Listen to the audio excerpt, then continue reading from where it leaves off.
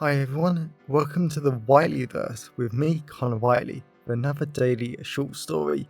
Now, before I start today's story, please remember to like, comment and subscribe to the channel so you don't miss any new content, and the engagement really helps the Whiteleyverse with the YouTube algorithm. Also, if you want to buy this short story and any of my other fiction, then they're available from all major ebook retailers and at your local bookstore and local library if you requested, and you can order paperback copies from Amazon. Now, here's today's short story. I hope you enjoyed just as much as I did writing it. Loving the nerd before winter break. There might have been a lot of different words used to describe university biochemistry student Noah Daniels. Noah had always liked to think of himself as a sporty, intelligent, and caring man that always wanted to support his fellow students, but it turned out some other people had different ideas. Noah had no idea why some people called him harsh, determined, and a little obsessive when he put his mind to something. Granted, all those people were his exes, and as much as Noah liked them despite the breakups, he was glad the various relationships had ended. Yet there was one word Noah was very glad no one had ever called him, and that was the word nerd or bookish. As Noah went through the large glass doors into the immense Kent University library, he smiled at the little old lady in a bright red Christmas jumper that wore her golden glasses around her neck on a chain. He didn't have the heart to tell her the glasses made her look old. Yet she looked happy, and that was all that Noah cared about. The little old lady was sitting at a long blue plastic counter with 4 empty computers running along it. She had to be the only staff member on duty today, and she was even humming a merry little Christmas tune to herself. Noah was surprised his smile turned into a real one, but that was what he loved about Christmas. It was such a happy, merry and wonderful time of year that could turn the grumpiest person into one of the happiest. Noah went over to the long row of turnstiles in the middle of the library. He scanned his university ID, and he glided through into the library. All he wanted to do was find a fellow cute student that he really wanted to ask out, but he just had to find him in this place first. As Noah looked around the massive oval welcome area with its odd blue carpet tiles, walls lined with tens upon tens of little fiction books that the university and the literature snobs didn't care about, and the red tinsel-covered sofas, he was really glad it was late in the afternoon, where a lot of students were at labs, lectures, or just avoiding the library like no tomorrow. He couldn't really blame them. The entire library smelt of coffee, sugar, and even a little whiskey, if his nose was correct, which it always was when it came to coffee and alcohol, the very lifeblood of university. And Noah was surprised he had never come to the university's library before. It wasn't that he was a bad student. He really liked biochemistry and learning about a person's, plants, and animals' biological chemical reactions to create an effect and allow the body to do what it needed to do to survive. But he didn't need to be in some library to do his readings, and there was just something off-putting about the library. Noah looked up and grinned like a little schoolboy as he saw through the glass railings on the next floor above him that the most beautiful man at the university was sitting on there. Ethan Stewart was a fellow biochemistry student that Noah had first met 2 years ago in an Introduction to Cell Chemistry lecture. And whilst Noah maintained it was the worst lecture of his entire life because the lecturer was beyond awful, it had also been one of the best lectures because Ethan had been there. Noah couldn't help but smile more and more as he looked at the skinny rake of a man just hunched over the white desk he was working at. Noah loved Ethan's longish blonde hair styled in a crew cut perfectly, and Ethan looked great in his tight blue jeans and thick black jumper that preluded to the slight muscle Ethan was hiding underneath. Noah's wayward parts sprung to life as he had loved seeing Ethan on a hot summer's day in a loose whiter t-shirt that allowed him to see Ethan's biceps. It wasn't much, but Ethan was just so beautiful. Noah stepped to one as a young university student walked past with a trolley of books to put away. He really didn't want to move, but he didn't want a student or staff member to think he was being weird. He had wanted to have a real conversation with Ethan for ages, but he just hadn't managed it. Ethan was cute, kind, and Noah really liked him, but he was a bit of a nerd and was into tons of things that Noah didn't exactly understand. Noah had seriously tried to understand Dragons and Dungeons 5th edition, but it went straight over his head, and Noah couldn't understand it for the life of him. It was a great game, and Noah could see how much Ethan loved it, but Noah just couldn't talk about it with him. Noah noticed the little old lady had stopped her Merry Little Christmas tune, and she was looking at him now. Maybe she thought he was going to cause trouble, but Noah just wanted to look at Ethan for a little longer. Just a second or so longer. He had heard rumors about Ethan having health conditions, a lot of bad ex-boyfriends, and that was why he focused on role-playing games and whatnot. But Noah didn't care. He knew exactly how bad health conditions could be because of his mother, but his father had shown him and his sisters how someone's health shouldn't stop you loving them. Noah had loved his mother so much. He missed her tons, and if the rumors were true about Ethan, then Noah just needed to honor his mother's memory by proving to Ethan that he did deserve love, health conditions or not. "Can I help you?" the little old lady asked behind the desk. "No thank you, I'm just looking for someone," Noah said. "And I found them. Thanks anyway." Noah went to the edge of the welcome area, up a very orange and ugly set of wide stairs, and went to the next floor where beautiful Ethan was sitting. Noah grinned as he went through the fire doors and scanned the library area to find Ethan. Each floor was designed to be quieter than the floor below it, so the ground floor was done for social study, but the third floor was designed for silent study. He couldn't see Ethan as he scanned the rows upon rows of white plastic desks. There were plenty of other university students sitting on them, including 2 women wearing thick black jumpers and another woman wearing pink tinsel around her neck, from his biochemistry cohort. They looked like they were writing and researching their essays before winter break in 3 days. Noah wasn't looking forward to that essay. He had chosen the best of the bad titles, and that was a headache for another day. The sound of people muttering, debating their subjects, and hammering away at keyboards on their laptops and the computers that lined the edges of the first floor made Noah shake his head. He needed to find Ethan, but there were just too many people.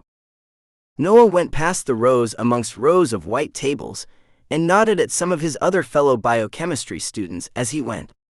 He was glad to see 2 of his first-year mentees were working up here. At least they were following his advice for a change. Then he found Ethan. Noah couldn't help but grin as he saw Ethan hunched over some kind of fantasy role-playing game character sheet whatever, and he was listening to his music like he always did. His black earbuds were in his ears, and Noah couldn't believe how cute, innocent, and adorable Ethan looked. Noah had no idea what the red, blue, and black dice were next to Ethan, but he wanted to learn. He really wanted to have a real conversation with him, so he was going to.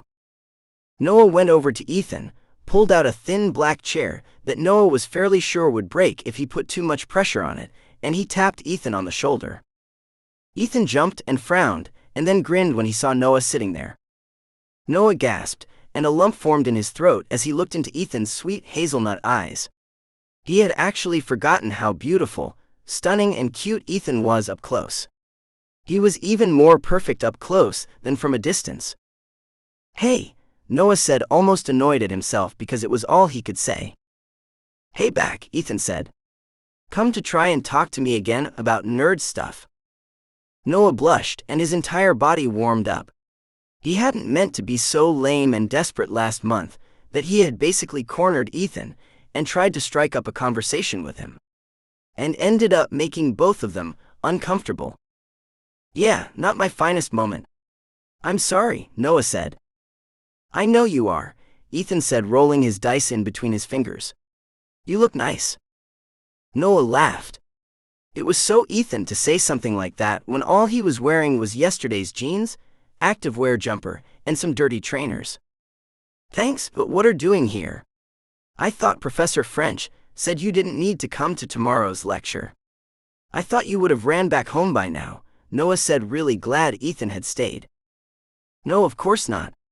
I have a game tomorrow night, Ethan said, glad he had stayed a little longer.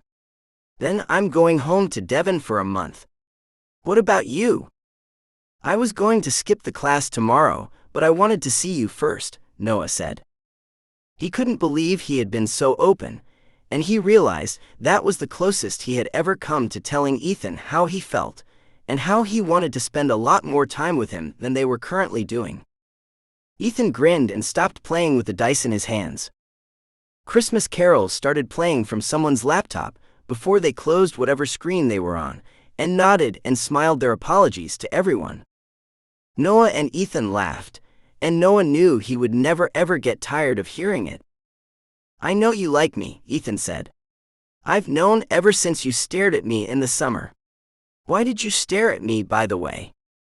Noah buried his face in his hands, and he really wanted to run away. He was impressed how observant Ethan was, and that only made him even more beautiful. I've never seen you in a t-shirt before. Normally you always wear jumpers, coats and jackets, so I was excited to see some skin, Noah said. Ethan laughed like that was the funniest thing he had ever heard. And Noah really wanted Ethan to know that he liked him, and wanted to explore the idea of them dating. You really like me, don't you? Ethan asked, wanting him to say yes. And I'm guessing you want to know if there's a chance of me liking you back. Noah nodded as much as he could, without looking like a dog. Ethan moved in his seat, and Noah loved it how the hints of coffee in the air mixed so wonderfully with Ethan's spicy manly aftershave. It took everything Noah had not to kiss him right there and then. I'm a nerd, Ethan said. I don't care, Noah said, not understanding why that was a bad thing. I don't care what you find fun. I like sports and football and clubbing with my mates. I still want to date you. But we have nothing in common. You spend your weekends playing football, and I spent my time playing role-playing games with my friends. Noah laughed. I don't care. I like you. I like you a lot, Ethan. I think you're cute, funny, and beautiful, and we do have things in common. Noah loved it how Ethan cocked his head. He was so cute. We're both really passionate about biochemistry. We both like our families. We like bowling. I saw you bowling with your friends before. And I bet you there are other things we have in common. I did like watching you bend over to do up your bowling shoes, Ethan said with an evil grin. Noah took a deep breath as his wayward parts sat uncomfortably in his jeans as they flared to life. Ethan was so damn hot and mischievous. What are you scared of? Noah asked with as much care in his voice as possible. Ethan shrugged. I have health conditions too, and my ex-boyfriend couldn't deal with my chronic pain, fatigue, and everything else I have to deal with. This is a good day, because I took a bunch of stuff earlier. I'm in the library, which is my happy place, and I'm working on D&D stuff.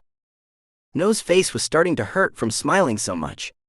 He didn't understand why he found what Ethan was saying so cute, but he did.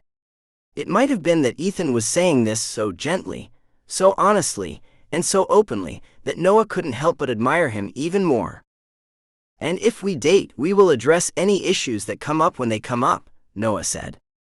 My mom had chronic pain before she died, and I saw what it did to her, but I also saw what my dad did to help them have an amazing marriage. Wow, I'm so sorry you had to go through that, Ethan said, liking the sound of an amazing marriage. Your dad sounds great, and I'm happy you had a great role model. Noah decided to be bold, and he took Ethan's hand in his. Please. One date is all I ask. Let's go down to the cafe, so you can still be in the library, your happy place, and let's have a real conversation for once. I would love that, Ethan said, grinning like a schoolboy. Me too, Noah said. Did you want to go now, or later after you've done your character sheet thingy? As much as Noah wanted to go right now, he wouldn't have actually minded seeing Ethan work, play, and enjoy himself as he listened to his music and did whatever nerdy role-playing gamers did. And he really liked seeing Ethan's eyes brighten up, and his beautiful smile reached his eyes. Let's go now, Ethan said. I have a feeling if you're willing enough to wait and watch me do a character sheet. I think this date might be the best one I might ever have." Noah grinned as him and Ethan got up, and Ethan packed up his stuff. He waved at the little old lady as she hummed a little Merry Christmas tune to herself, and she winked at him. As him and Ethan left the first floor together, Noah couldn't believe how happy, delighted, and wonderful he felt. He was finally going on a date with one of the most beautiful men he had ever seen, and he was so looking forward to seeing where their relationship would go. Because he just had a feeling that it would go somewhere. He really liked Ethan a lot more than he ever wanted to admit. He was going to learn, be patient, and do almost anything for Ethan, because that was what Noah did for the people he cared about. And as Noah watched and talked and flirted with beautiful Ethan as they went down the tinsel-covered stairs, he truly knew he really did care about Ethan. And he would always treasure that amazing feeling because it was the best feeling in the entire world. Welcome back everyone, it's me again, Connor Whiteley. So I really hope that you enjoyed today's story, because I flat out love writing, creating stories and sharing them with you. If you really enjoyed today's story, then please remember to like, comment and subscribe to the channel so you don't miss any new content, and the engagement really helps the Whiteleyverse with the YouTube algorithms. And if you want to buy this short story or any of my other fiction, then they're available from all major ebook retailers, and you can get them from your local library if you requested, and you can order the paperback copies from Amazon, your local bookstore or local library if you request it. Lastly, if you want to support the channel on a one-off basis, then you can now buy me a coffee at buymeacoffee.com/Connor Whiteley. Also, if you know anyone who would enjoy today's story, then please share it with them. I'm always really grateful when you wonderful people help spread the word about the channel. So, thanks for watching the Whiteleyverse, and I'll see you again soon. Have a great day, everyone.